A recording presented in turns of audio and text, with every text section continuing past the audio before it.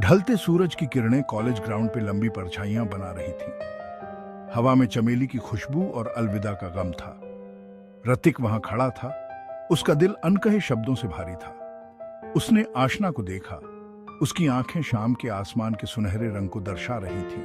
So this is it. रतिक की आवाज फुसफुसाहट से भी धीमी थी। आशना ने सर हिलाया। उसकी निगाहें जमीन पर टिकी थीं।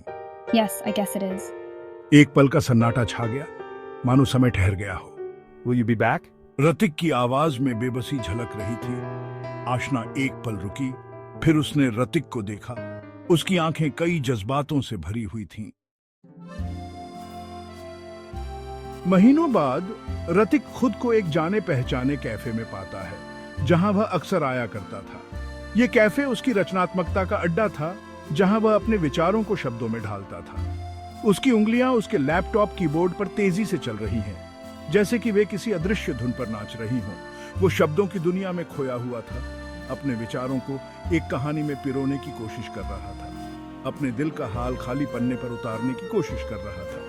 हर शब्द उसके दिल की गहराइयों से निकल रहा था। अचानक एक जानी पहचानी आवाज ने उसकी एकाग्रता भंग कर दी। Ratik?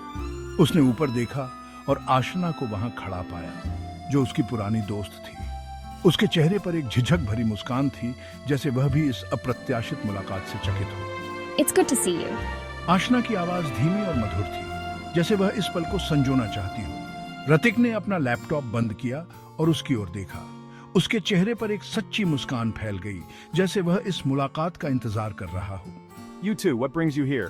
I could ask you the same thing. Writing a novel, are we? आशना की आंखों में शरारत झलक रही थी, जैसे वह रतिक को चिढ़ा रही हो। रतिक ने हल्की हंसी भरी और उसकी ओर देखा। Something like that. उसकी निगाहें आशना के चेहरे पर टिकी रहीं, जैसे वह इस पल को हमेशा के लिए याद रखना चाहता हो। उसके चेहरे पर टिकी रहीं और दोनों की आंखों में एक अनकही कहानी झलक रही थी। यह मुलाकात एक नई शुरुआत का संकेत थी, एक नई कहानी का आरंभ। ऑडिटोरियम उत्साह से गूंज रहा था। हर तरफ तालियों की गड़गड़ाहट और खुशियों की आवाजें सुनाई दे रही थीं। यह एक ऐसा क्षण था जिसे रतिक ने अपने जीवन में कई बार कल्पना की थी, लेकिन अब यह हकीकत बन चुका था। रतिक के पहले उपन्यास इश्क की क्लासरूम के विमोचन को देखने के लिए हर वर्ग के लोग जमा हुए थे। युवा, बुजुर्ग, छात्र और साहित्य प्रेमी सभी इस खास मौके का हिस्सा बनने आए थे। यह एक ऐसा दिन था जिसे रतिक कभी नहीं भूल पाएगा। रतिक स्टेज पर खड़ा था, उसके पेट में घबराहट हो रही थी, उसके हाथ कांप रहे थे और दिल तेजी से धड़क रहा था। यह उसकी जिंदगी का सबसे बड़ा दिन था और वह इसे पूरी तरह से जीना चाहता था। उसकी निगाहें भीड़ में एक परिचित चेहरे को ढूंढ रही थीं। वह जानता था कि अगर वह चेहरा उसे दिख जाए तो उसकी सारी घबराहट गायब हो जाएगी। वह चेहरा जो उसे हमेशा प्रेरित करता था। और फिर उसने उसे देखा। आशना। उसकी आंखों में एक चमक थी जो रतिक को हमेशा प्रेरित करती थी। वह चेहरा जिसने उसे इस मुकाम तक पहुंचने में मदद की थी। वह आगे की पंक्ति में बैठी थी। उसकी निगाहें गर्व और कुछ ऐसी भावनाओं के मिश्रण से उस पर टिकी थी जिन्हें वह समझ नहीं पा रहा था। उसकी मुस्कान में एक अजीब सी मिठास थी जो रतिक के दिल को छू गई। This book is a story of love, loss, and the enduring power of hope. It captures the essence of human emotions and the journey of finding oneself amidst the chaos of life. रतिक की आवाज शांत auditorium में गूंज उठी। उसकी आवाज में एक आत्मविश्वास था जो उसने पहले कभी महसूस नहीं किया था। यह उसकी कहानी थी और वह इसे दुनिया के साथ साझा कर रहा था। जैसे ही उसने बोला, उसके शब्दों ने उसके श्रोताओं के मन में विशद चित्र बनाए। हर शब्द, हर वाक्य एक नई कहानी बुन रहा था। लोग मंत्रमुग्ध होकर उसकी बातों को सुन रहे थे। उसने चोरी छिपे देखे जाने, फुसफुसाते वादों और बिछड़ने के दर्द के बारे में बताया।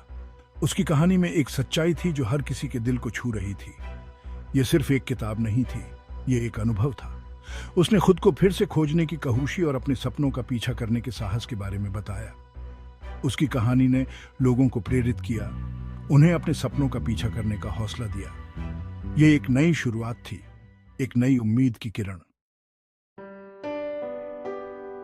रतिक का हर शब्द सुनकर आशना को अजीब सी पहचान का एहसास हो रहा था। उसकी किताब के किरदार, उनकी कहानी, ये सब उसकी अपनी जिंदगी से मेल खाते थे। वो सोचने पर मजबूर हो गई कि क्या रतिक ने उनकी अपनी अनकही भावनाओं, उनकी अधूरी कहानी से प्रेरणा ली थी। जिस तरह उसने महिला नायिका, उसकी आजाद सोच, उसके दयालु हृदय का वर्णन किया था, वो आशना को खुद की याद दिलाता था। और पुरुष नायक लिखने का उसका जुनून, उसकी शांत तीव्रता, ऐसा था जैसे रतिक ने अपनी पूरी शख्सियत उस किरदार में उतार दी हो। Thinking, could it be? जैसे जैसे रतिक बोलता रहा, आशना खुद को उसके हर शब्द पर टिका हुआ पा रही थी। वह उसकी कहानी, उसके शब्दों से निकलने वाले कच्चे जज्बात से मंत्रमुग्ध थी। पुस्तक का विमोचन एक शानदार सफलता थी। यह एक ऐसा क्षण था जिसे हर कोई लंबे समय से इंतजार कर रहा था। लेखक की मेहनत और समर्पण का फल अब सबके सामने था और हर कोई इस सफलता का जश्न मना रहा था। लोग लेखक द्वारा हस्ताक्षरित प्रतियां प्राप्त करने के लिए कतारबद्ध थे।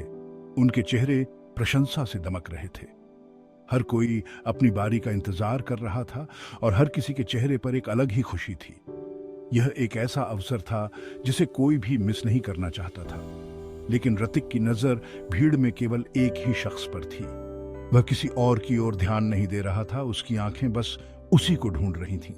भीड़ में भी वह उसे पहचान सकता था। उसने देखा कि आशना उसके पास आई। उसकी आंखें मिली जुली भावनाओं से भरी हुई थीं, जिन्हें वह समझ नहीं पा रहा था। वह धीरे धीरे उसकी ओर बढ़ी और हर कदम के साथ उसकी भावनाएं और भी गहरी होती गईं। उसने उसकी किताब की एक प्रति उसके हाथों में पकड़ाई। उसकी उंगलियां उसकी उंगलियों से छू गईं जब उसने उससे किताब ली। उस छोटे से स्पर्श में भी एक गहरी भावना थी जो दोनों के दिलों को छू गई। It's beautiful, रतिक, उसने फुसफुसाते हुए कहा। उसकी आवाज भीड़ के शोर में मुश्किल से सुनाई दे रही थी, लेकिन रतिक ने उसकी हर बात को महसूस किया, उसकी हर भावना को समझा। थैंक यू, उसने जवाब दिया। उसका दिल तेजी से धड़क रहा था। वह जानता था कि यह सिर्फ एक किताब नहीं थी, बल्कि उनके बीच की भावनाओं का प्रतीक थी। एक पल के लिए वे बस वहीं खड़े रहे, एक दूसरे को देखते रहे। उनके बीच हजारों अनकहे शब्द तैर रहे थे। यह एक ऐसा क्षण था जिसे वे दोनों हमेशा याद रखेंगे। हवा में एक अजीब सी ऊर्जा, लालसा और पछतावे का मिश्रण था। यह एक ऐसा समय था जब हर कोई अपने अतीत को याद कर रहा था और भविष्य के बारे में सोच रहा था। यह एक ऐसा पल था जो हमेशा के लिए उनके दिलों में बसा रहेगा। Wait, S2, I have to go. रतिक ने अचानक कहा। उसका हाथ सहज रूप से उसका हाथ थामने के लिए बढ़ा। वह उसकी तरफ मुड़ी। उसकी आंखों में सवाल था। I just wanted to say, रतिक ने शुरू किया, लेकिन शब्द उसके गले में अटक गए। वो अपनी भावनाओं की गहराई को कैसे बयां कर सकता था? कैसे उसकी मौजूदगी अब भी उसके दिल की धड़कन को बढ़ा देती थी? Yes? आशना ने प्रोत्साहित किया। उसकी निगाहें अटूट थीं। उसने उसकी तरफ देखा। उसका दिल उम्मीद और डर के मिश्रण से भर गया। लेकिन इससे पहले कि वह अपनी बात खत्म कर पाता, उत्साहित प्रशंसकों का एक समूह आ गया। उनके चेहरे खुशी से चमक रहे थे। जैसे जैसे रतिक के आसपास भीड़ बढ़ती गई, आशना को एहसास हुआ कि दिल की बात करने का यह सही समय या जगह नहीं है। उसने उसे एक उदास मुस्कान दी और चुपचाप वहां से चली गई। जैसे ही वह ऑडिटोरियम से बाहर निकली, उसे एक जानी पहचानी धुन सुनाई दी। ये वही गाना था जो उनके कॉलेज की विदाई पर बजा था। वह गाना जो उनकी अनकही भावनाओं का प्रतीक बन गया था। संगीत उस दिन की मनमोहक भावनाओं, अनकहे शब्दों, टकटकी लगाए देखने की याद दिलाता था। ये इस बात की याद दिलाता था कि क्या हो सकता था उस प्रेम कहानी की जो अधूरी रह गई।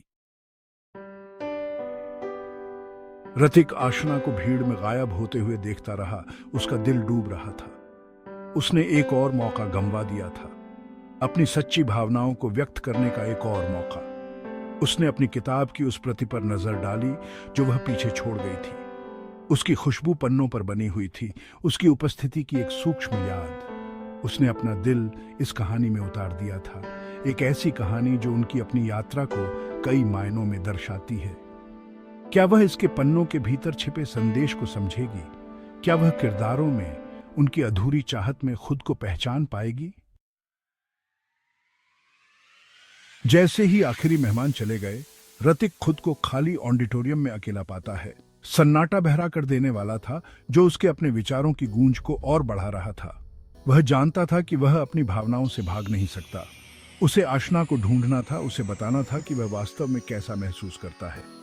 हो सकता है कि उनकी कहानी को रोक दिया गया हो, लेकिन यह खत्म नहीं हुई थी, अभी नहीं।